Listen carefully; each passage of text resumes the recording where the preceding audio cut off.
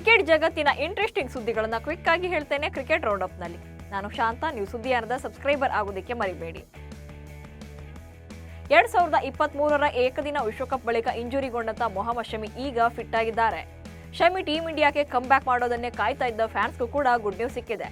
Champions trophy ಟೂರ್ನಿಯಲ್ಲಿ Shami ಕಾಣಿಸಿಕೊಳ್ಳೋದು fix ಆಗಿದೆ. ಆದ್ರೆ ಶಮಿ ತಂಡಕ್ಕೆ ವಾಪಸ್ ಆದ್ರೆ ಜಸ್ಪ್ರೀತ್ ಬೂಮ್ರಾ ಟೀಮಿಂದ ಹೊರಗುಳಿಯೋ ಚಾನ್ಸಸ್ ಇದೆ. ಯಾಕಂದ್ರೆ ಈಗ ಜಸ್ಪ್ರೀತ್ ಬೂಮ್ರಾ ಬೆನ್ನು ನೋವಿನಿಂದ ಬಳಲ್ತಾ ಇದ್ದಾರೆ. ಆಸ್ಟ್ರೇಲಿಯಾ ಆಟಗಾರ ಸ್ಯಾಮ್ ಕಾನ್ಸ್ಟರ್ ಜೊತೆ ವಿರಾಟ್ ಕೊಹ್ಲಿ ಜಗಳವಾಡಬಾರ್ದಿತ್ತು ಅಂತ ಮಾಜಿ ಕ್ರಿಕೆಟರ್ ಸುನಿಲ್ ಗವಾಸ್ಕರ್ ಹೇಳಿದ್ದಾರೆ. ವಿರಾಟ್ ಕೊಹ್ಲಿ ಅದನ್ನ ಎಂದಿಗೂ ಕೂಡ ಮಾಡಬಾರ್ದಿತ್ತು. ಕೊಹ್ಲಿಯ ನಡವಳಿಕೆ ತಂಡದ ಸದಸ್ಯರಿಗೆ ಒತ್ತಡವನ್ನುಂಟು ಮಾಡಿತ್ತು. ಕೊಹ್ಲಿಯ ಈ ರೀತಿ ನಡವಳಿಕೆ ಕ್ರಿಕೆಟ್ಗೆ ಅಗತ್ಯ ಇಲ್ಲ. ಈ ಸರಣಿಯಲ್ಲಿ ತಂಡದ ರನ್ ಕೊಡುಗೆಯಲ್ಲೂ ಕೂಡ ಕೊಹ್ಲಿ ಹೆಚ್ಚಿನ ಸಹಾಯ ಮಾಡಲಿಲ್ಲ ಅಂತ ಸುನಿಲ್ ಗವಾಸ್ಕರ್ ಹೇಳಿದ್ದಾರೆ. ಮತ್ತೊಂದು ಕಡೆ ಕೆಟ್ಟ ಮೇಲೆ ಬುದ್ಧಿ ಬಂತು ಅನ್ನೋ ಹಾಗೆ ಆಸ್ಟ್ರೇಲಿಯಾದ ಪ್ಲೇಯರ್ ಸ್ಯಾಮ್ ಕಾನ್ಸ್ಟರ್ ತಮ್ಮ ತಪ್ಪನ್ನ ಒಪ್ಪಿಕೊಂಡಿದ್ದಾರೆ. ವಿರಾಟ್ ಕೊಹ್ಲಿಯನ್ನ ತಮ್ಮ ಆದರ್ಶ ಎಂದಿದ್ದಾರೆ. ಜೊತೆಗೆ ಬೂಮ್ರಾ ವಿಶ್ವ ದರ್ಜೆಯ ಆಟಗಾರ ಎಂದು ಸ್ಯಾಮ್ ಬಾಯಿ ತುಂಬಾ ಹೊಗಳಿದ್ದಾರೆ. ಕೊಹ್ಲಿ ಜೊತೆ ಕಾಲ್ಕೆರೆದು ಜಗಳಕ್ಕೆ ನಿಂತು ಬೂಮ್ರಾ ಕೆಣಕಿ ಫ್ಯಾನ್ಸ್ ಎತ್ತಿಕಟ್ಟಿದ್ದಂತ ಕಾನ್ಸ್ಟರ್ಸ್ಗೆ ದಿಢೀರ್ ಬಕೆಟ್ ಹಿಡಿಯೋ ಬುದ್ಧಿ ಯಾಕೆ ಬಂತು ಅನ್ನೋದೇ ಸದ್ಯದ ಕುತೂಹಲ. ವಿಜಯ್ ಹಜಾರೆ ಟೂರ್ನಿಯಲ್ಲಿ ಕನ್ನಡಿಗರಾದ ಮಯಾಂಕ್ ಅಗರ್ವಾಲ್ ಹಾಗೆ ಕರುಣ್ ನಾಯರ್ ಅಬ್ಬರ ಮುಂದುವರೆದಿದೆ. ಈ ಬಾರಿಯ ಟೂರ್ನಿಯಲ್ಲಿ ಅತ್ಯಧಿಕ ರನ್ ಗಳಿಸಿದ ಬ್ಯಾಟರ್ಗಳ ಪಟ್ಟಿಯಲ್ಲಿ ಮೊದಲ 2 ಸ್ಥಾನಗಳಲ್ಲಿ ಇಬ್ಬರು ಕೂಡ ಕಾಣಿಸಿಕೊಂಡಿದ್ದಾರೆ.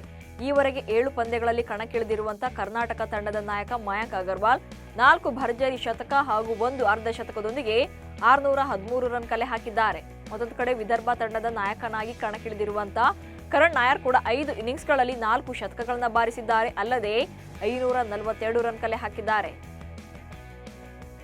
ಟೀಂ ಇಂಡಿಯಾ ಫೆಬ್ರವರಿ 20ರಂದು ಬಾಂಗ್ಲಾದೇಶ ವಿರುದ್ಧ ಕಣಕ್ಕಿಳಿಯುವ ಮೂಲಕ ಚಾಂಪಿಯನ್ಸ್ ಟ್ರೋಫಿ ಅಭಿಯಾನವನ್ನು ಆರಂಭಿಸಲಿದೆ. ಇತ್ತ ಭಾರತ ತಂಡದ ಪಂದ್ಯಗಳು ಒಂದೇ ಮೈದಾನದಲ್ಲಿ ನಡೀತಾ ಇರೋದ್ರ ಬಗ್ಗೆ ಪಾಕಿಸ್ತಾನದ ಮಾಜಿ ಕ್ರಿಕೆಟಿಗರು ಆಕ್ಷೇಪ ವ್ಯಕ್ತಪಡಿಸಿದ್ದಾರೆ.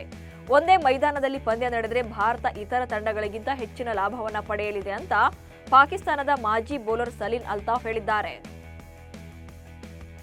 ಮುಂಬೈ ಇಂಡಿಯನ್ಸ್ ತಂಡದಿಂದ ಬಿಗ್ ಅಪ್ಡೇಟ್ ಒಂದು ಹೊರಬಿದ್ದಿದೆ.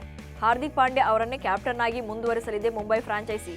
ಈ ಬಗ್ಗೆ ಮಾಜಿ ಕ್ಯಾಪ್ಟನ್ ರೋಹಿತ್ ಶರ್ಮಾ ಅವರೊಂದಿಗೆ ಮಾತುಕತೆ ನಡೆಸಲಾಗಿದೆ ಎನ್ನಲಾಗಿದೆ. ಈ ಹಿಂದೆ ಸೂರ್ಯಗೆ ಮುಂಬೈ ಕ್ಯಾಪ್ಟನ್ಸಿ ಪಟ್ಟ ಸಿಗಲಿದೆ ಎನ್ನಲಾಗ್ತಾ ಇತ್ತು. ಹಾರ್ದಿಕ್ ಪಾಂಡ್ಯ ಅವರೇ ನಾಯಕರಾದ ಕಾರಣ ಇದು ಸೂರ್ಯಗೆ ಶಾಕಿಂಗ್ ನ್ಯೂಸ್ ಆಗಿದೆ. ಆರ್ಸಿಬಿಯಲ್ಲಿ ಫೇಮಸ್ ಆಗಿರುವಂತಹ ಗ್ಲೆನ್ ಮ್ಯಾಕ್ಸ್ವೆಲ್ ಇದೀಗ ಪಂಜಾಬ್ ಕಿಂಗ್ಸ್ ತೆಕ್ಕೆಗೆ ಜಾರಿದ್ರು.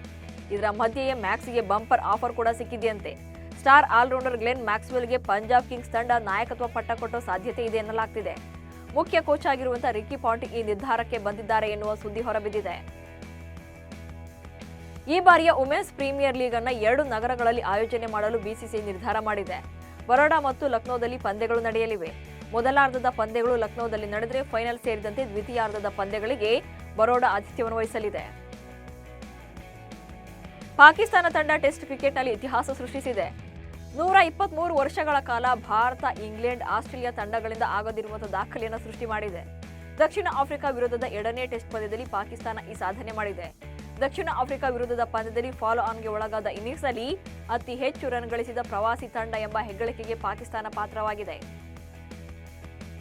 ಟೆಸ್ಟ್ ಕ್ರಿಕೆಟ್ ಅನ್ನು ಇನ್ನಷ್ಟು ಸ್ಪರ್ಧಾತ್ಮಕಗೊಳಿಸುವ ನಿಟ್ಟಿನಲ್ಲಿ ಐಸಿಸಿ ಹೊಸ ಯೋಜನೆಗೆ ಸಿದ್ಧವಾಗಿದೆ. ಬಲಿಷ್ಠ ತಂಡಗಳ ನಡುವೆ ಹೆಚ್ಚಿನ ಸರಣಿ ಆಯೋಜನೆ ಮಾಡಲು ಟೆಸ್ಟ್ ಸರಣಿಗಳನ್ನೇ 2 ದರ್ಜೆಗಳನ್ನಾಗಿ ವಿಂಗಡಿಸೋಕೆ ಚಿಂತನೆ ಮಾಡುತ್ತಿದೆ. ಐಸಿಸಿ ನೂತನ ಅಧ್ಯಕ್ಷ ಜೈಶಾ ಈ ತಿಂಗಳ ಕೊನೆಯಲ್ಲಿ ಕ್ರಿಕೆಟ್ ಆಸ್ಟ್ರೇಲಿಯಾ, ಕ್ರಿಕೆಟ್ ಇಂಗ್ಲೆಂಡ್ ಮುಖ್ಯಸ್ಥರೊಂದಿಗೆ ಸಭೆ ನಡೆಸಲಿದ್ದಾರೆ. ಈ ಸಭೆಯಲ್ಲಿ ಟೆಸ್ಟ್ ಕ್ರಿಕೆಟ್ ಹೊಸ ಶೈಲಿ ಬಗ್ಗೆ ಚರ್ಚೆಯಾಗುವ ಸಾಧ್ಯತೆ ಇದೆ. ಸದ್ಯದ ಪ್ರಸ್ತಾಪದ ಪ್ರಕಾರ ಭಾರತ, ಆಸ್ಟ್ರೇಲಿಯಾ, ಇಂಗ್ಲೆಂಡ್, ನ್ಯೂಜಿಲೆಂಡ್, ದಕ್ಷಿಣ ಆಫ್ರಿಕಾ, ಪಾಕಿಸ್ತಾನ, ಶ್ರೀಲಂಕಾಗಳನ್ನು ಮೊದಲ ದರ್ಜೆ ಎಂದು ಪರಿಗಣಿಸಲಾಗುತ್ತೆ. ಇವೆಷ್ಟು ಇವತ್ತಿನ ಕ್ರಿಕೆಟ್ ರೌಂಡ್ ಅಪ್ ಸುದ್ದಿಗಳು. ನಮಸ್ಕಾರ.